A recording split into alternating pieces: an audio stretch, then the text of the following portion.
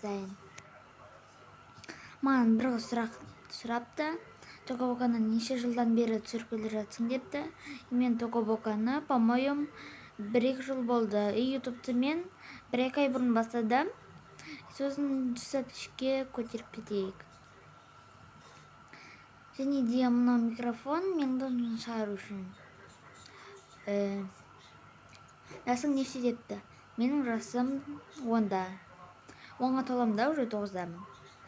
Атым Үнжу. Бірақ сұрапты атың кім деп. Дұрыл тұр ғой Үнжу деп. Нешінші жылғысың? 2012-мін.